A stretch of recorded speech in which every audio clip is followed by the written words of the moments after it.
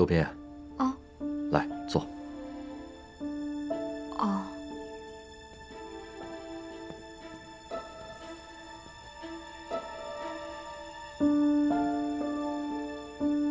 为师帮你也好好卖。我？右手。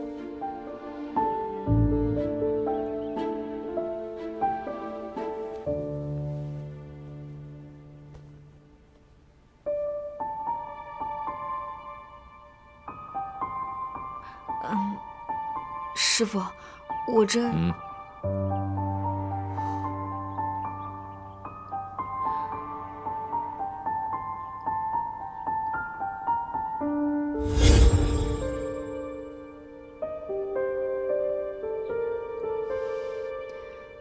果然不出我所料。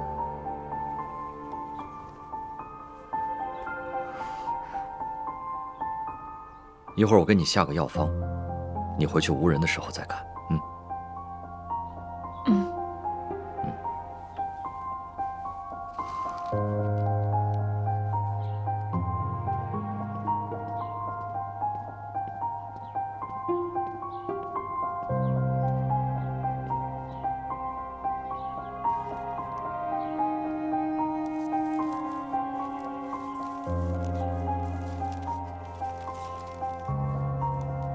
一两柴胡去林州，4文冰片到边城。淑女乔装入军营，主将帐内巧应承。严酷军规莫忘记，大义丧命万不能。如须为师来相助，明日见面续乡情。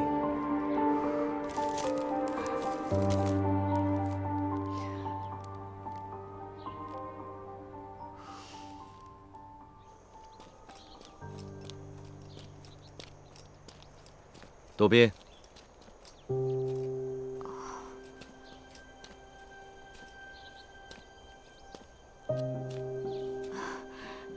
师傅。为师帮你开的药不难吃吧？不难吃。师傅，我悬壶济世救过许多人，渡边，就你这点小病，师傅保证帮你治好。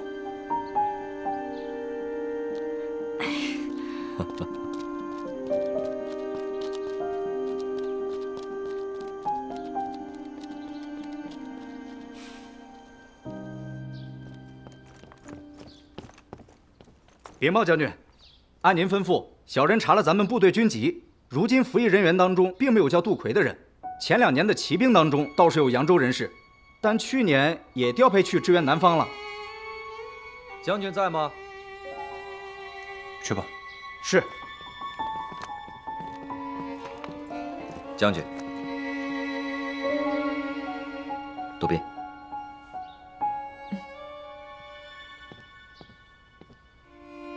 将军，我来帮您看看伤口。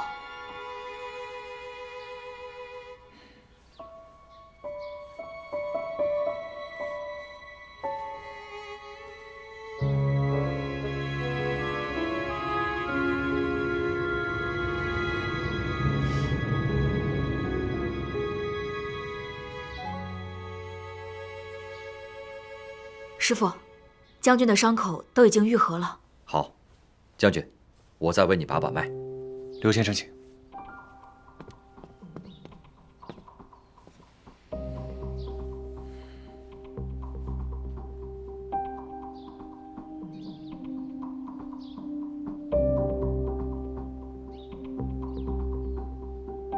将军请放心，再休息2日，便可上阵杀敌了。多谢刘先生。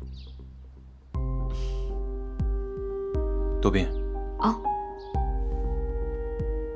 我已命人查了军籍，我部并无杜奎其人。兄长不在此处。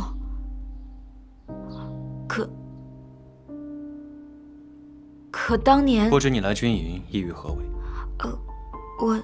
将军，当年我这个小徒弟跟随我的时候，还是个半大的孩子，哪里知道军队的归属之地啊？他当年只记得他的兄长参了军，这才随着我走遍了许多的军队。啊，原来如此。大哥，大哥，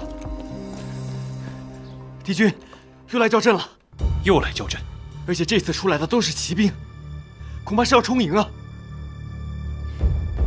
替我准备战袍。且慢，今日不可上阵杀敌，崩裂的伤口很难再愈合。刘先生，等不及了。评尉，马上调派100名弓箭手上阵御敌，我去观察敌情。是，将军，我和杜宾一同前往，以防不测。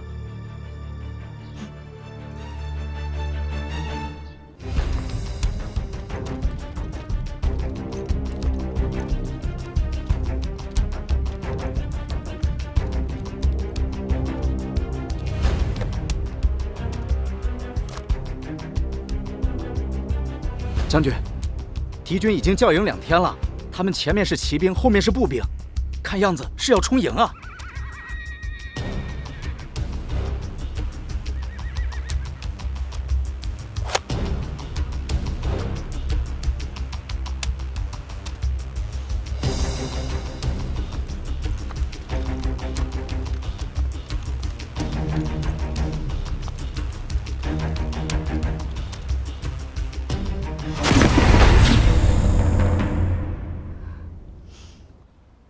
敌人此次以骑兵为主，妄图依己之长，攻我之短。咱们的弓箭手和长枪兵都已经准备就绪了，敌人应该不敢强攻。我们要分成几步，四处游动，或趋前击敌，或佯败诱敌，诱导敌人进入我们的包围。但敌军如果强攻怎么办？那咱们就跟他们硬打。是啊，强攻怎么办？是。逃不下来呀！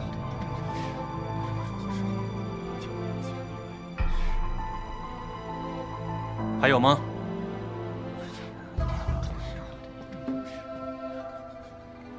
将军，杜宾虽未上阵杀过敌，但也读过几本兵书，也有一计想要献上，不知可否？当然，请说。我与师父在军营行医之时，发现敌军长期为我军所扰，又远离后方给养不足，因而人马皆乏，常显疲惫之状。我刚刚登楼望敌之时，发现仍有此迹象。有何依据？近日我都是在敌军生火做饭之时登楼观察，我发现军营中的士兵皆是以大铁锅做饭，我以我们军营的现状为依据，推算出大约是30个士兵共用1口锅1个灶。此法便于行军打仗，30个人为一边，想来敌军也是这样想的。而且杜宾发现，近日敌军生火做饭的数量明显有减少。你怎么知道？金城干燥，若想生火做饭，需要用到一种特殊的枯枝，而这种枯枝虽然容易燃烧，但也极易产生浓烟。近日我发现敌军浓烟的数量明显减少，如果有此种情况，只有一种可能：粮草不足。将军也推算出来了。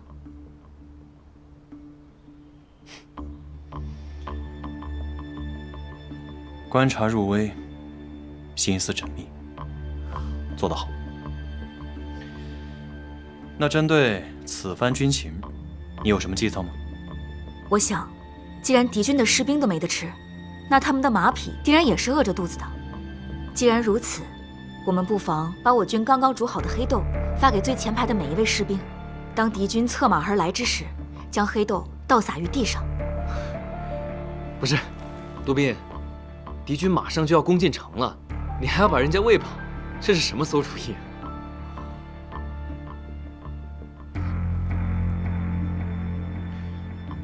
你继续说。我想，那黑豆香气扑鼻，那些马匹本来就饿着肚子，他们闻到黑豆的香味，定然会四处散开，也不会再听敌军的指挥了。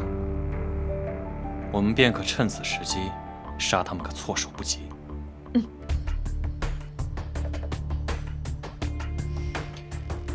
听令，在。按照杜宾说的，去准备。遵命。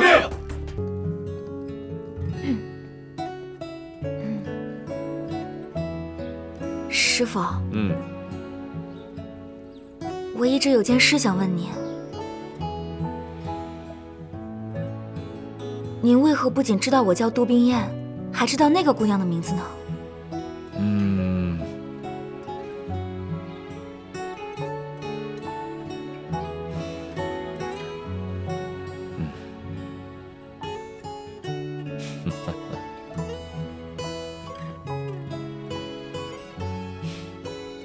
其实啊，为师什么都清楚。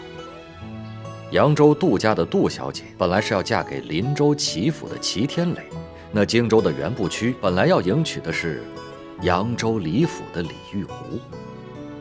两位小姐同天出嫁，同上花轿，同时进入了仙女庙，情急之中拿错了盖头，上错了花轿。师傅，您怎么什么都知道啊？那是因为师傅掐指会算，人送外号刘半仙。师傅，冰燕真是三生有幸能成为您的弟子。从今往后，我还要跟您学医、学剑、哦，学武功，更要学这占卜之法。哦，你这是要把师傅毕生绝学全都学去啊？就算是师傅的亲女儿，师傅也未必都会传给她。哎，那师傅，不如什么？收我做干女儿吧。好一个聪慧的干女儿！干爹在上，请受女儿一拜。嗯，来，冰燕。其实师傅呢，并非什么高人。我是从林州过来的，齐家的三公子也是师傅的徒弟。哦，天磊装病，是为了应付府上那些奸邪之人。哦，对，你的玉狐妹妹，功夫了得，她和天磊情投意合，也算是上天的安排，缘分之事真是妙不可言呐。现在林州这边歪打正着，巧配了姻缘。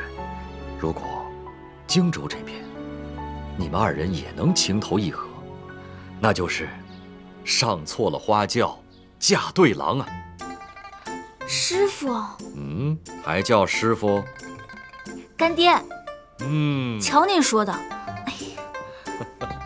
哎，杜宾，我正找你呢，你献的可真是锦囊妙计，敌人的骑兵被我们打败了。哦，真的啊！干爹，今天我看到了这个。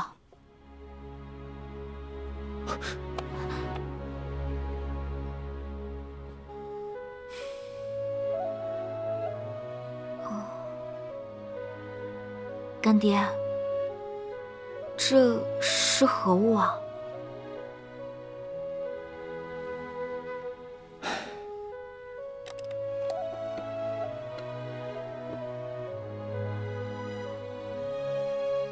这是一对痴男怨女的信物。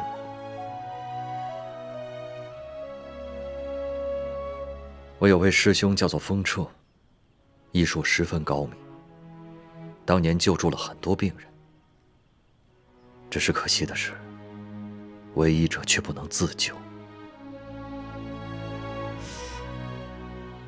那这朵莲花为何只有半朵？另外半朵去哪儿了？还有，师父您刚刚说的那位风师兄，他又经历了什么？这半朵金箔莲花，是我师兄与他心爱女子的定情信物。真是没想到，他在情爱一事上，竟如此痴情。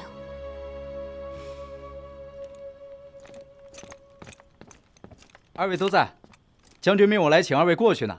将军说此战获胜，全靠二位鼎力相助。今晚将军在营中设宴，犒劳有军功的将士。谢将军，我们马上就到。好。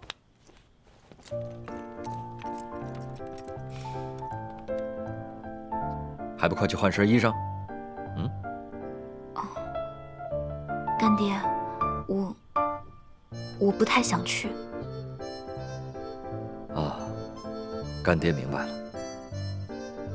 你是在想，你立了大功，将军一定会让你喝酒，你却不胜酒力，怕露了马脚，对不对？嗯。那好，干爹自己去。多谢干爹。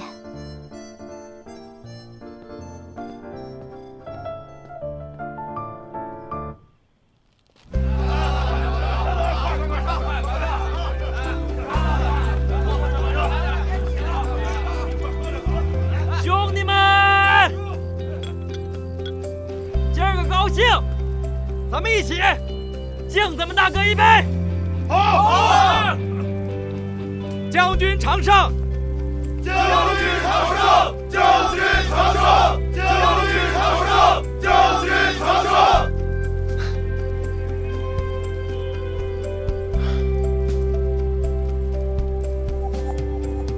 兄弟们，大丈夫手握利刃，沙场冲锋陷阵，方能换回身后百姓的安宁，不冤不屈。谢谢你们，手里的酒，干了他！干！干！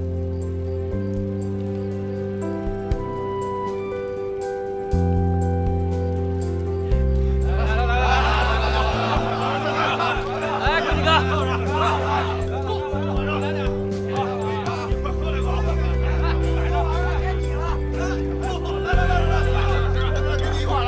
晚上，喝啊！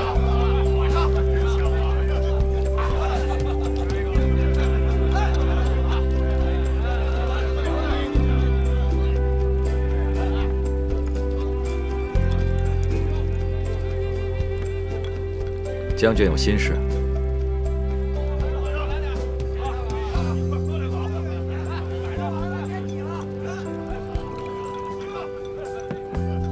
敬将军。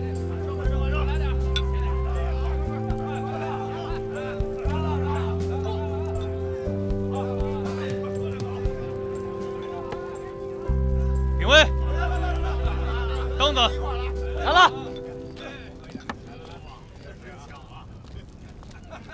舅舅，你这是要砸舅舅的脚啊！坐。臭小子，先生请。好。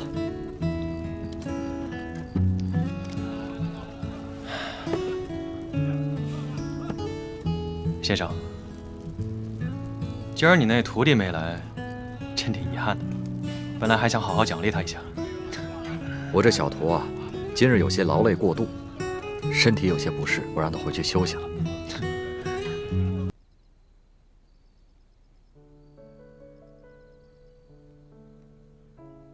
将军这箭伤已经好得差不多了，这脉象也是平稳有力。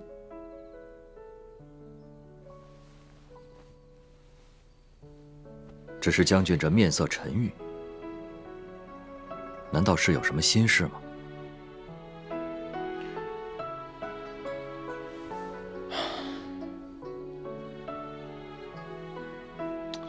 我第一次见到杜宾的时候，我就觉得他特别面熟。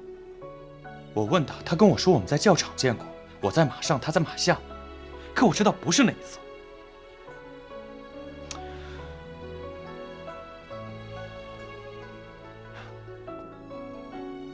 我想起来了，是在荆州的大街上，有一个书生，他要来投军，他不对，那个书生好像比他要高一点，岁数也要大几岁。将军，杜宾是和我一起来的边城，我敢肯定地说，在这之前，你从未见过他。可我一见他，我就觉得面熟啊。我有个谜语，如果你能猜得出谜底的话，缠绕在你心头的迷雾就散开了。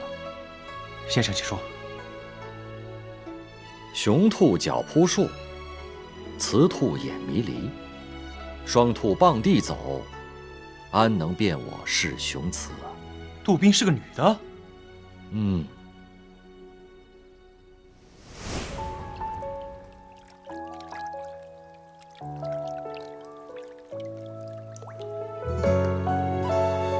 原来是她。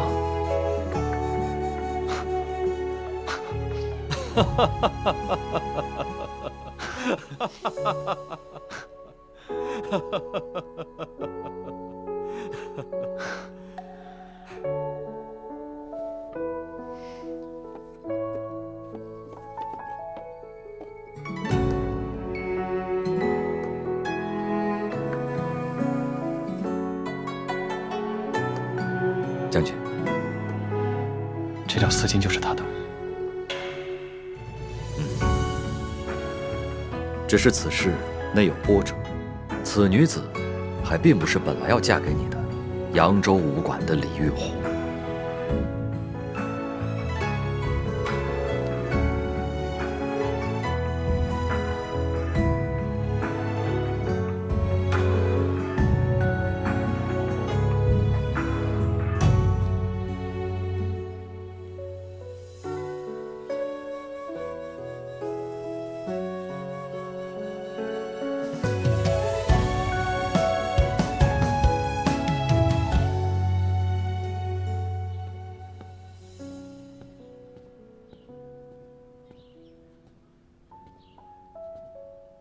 将军，该换药了。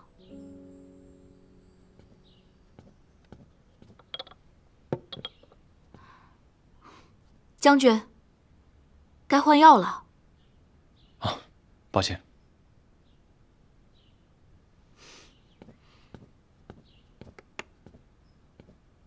将军写什么呢？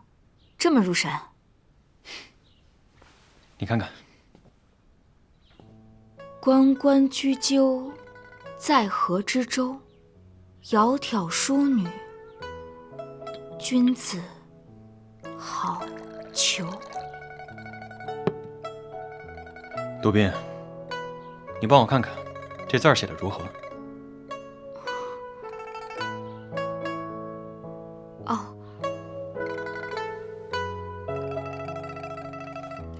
将军的字透着一股威风，正可谓字如其人。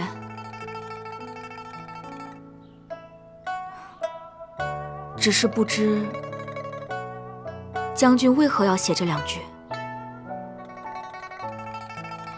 莫非是将军心中已经有了主意之人？是啊，日前有幸识得一女子，此女貌若天仙，冰雪聪慧，让我甚是喜欢。只是我心中有一些忐忑，不知这姑娘对我是否有同样的心思。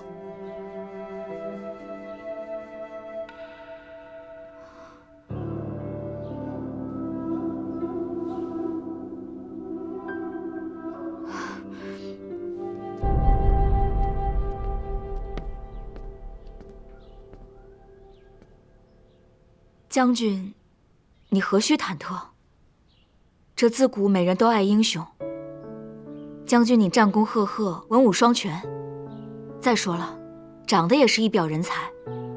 任她再好的姑娘见了您，那不都得倾心相附才是？是吗？我竟如此好吗？嗯。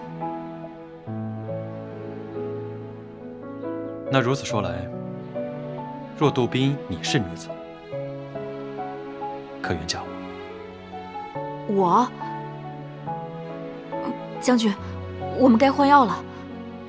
啊，不着急，我还有事想要问你。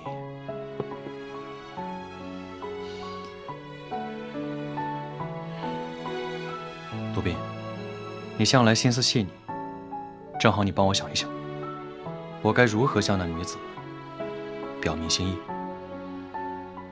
哦，这种事我也不太清楚，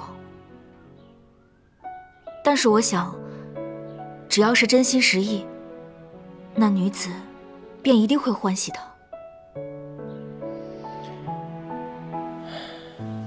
你有所不知啊，这世间女子都是喜爱礼物的。那正好，我把那女子的画像拿来给你瞧一瞧，帮我看一看，该送何物作礼？哦。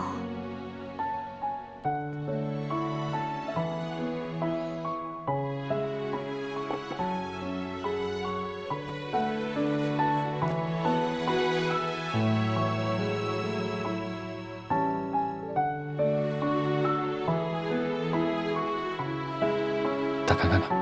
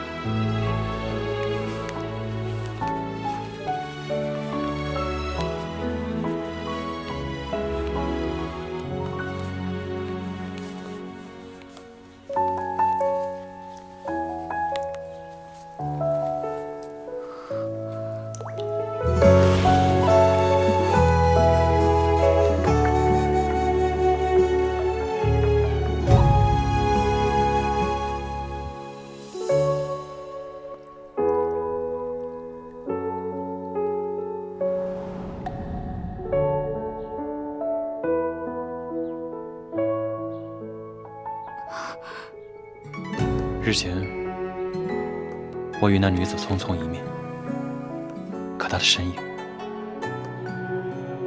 印在我心里挥散不去。可那日太匆忙，我并未看清楚此女的容貌。多少次在梦中，我盼着她能转过身来，让我看清楚她的容貌。我早已准备好一件礼物，你帮我看一看。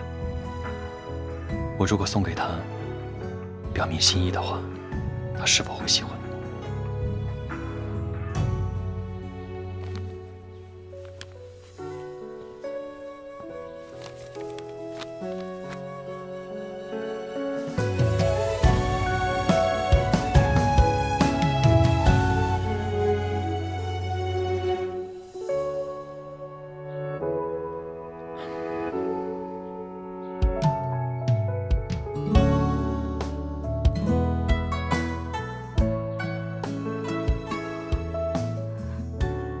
这是将军夫人的丝巾。你是谁？快说！我是将军夫人。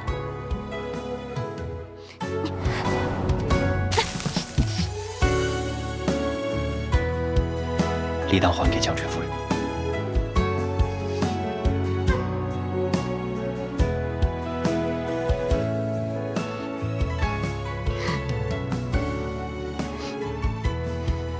此物，你可还喜欢？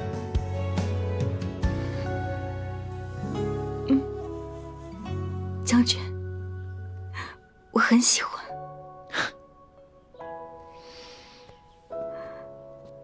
冰叶，你叫我此人可好？你知道我真实的名字啊？你师父野人将上座花轿之事告知。可无论是否上座花轿，我袁不屈心系唯有一人，便是你杜冰烟。子然，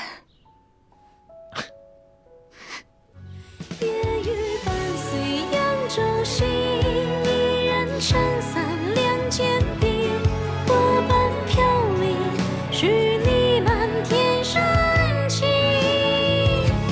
夜雨无声人有情，不负真心不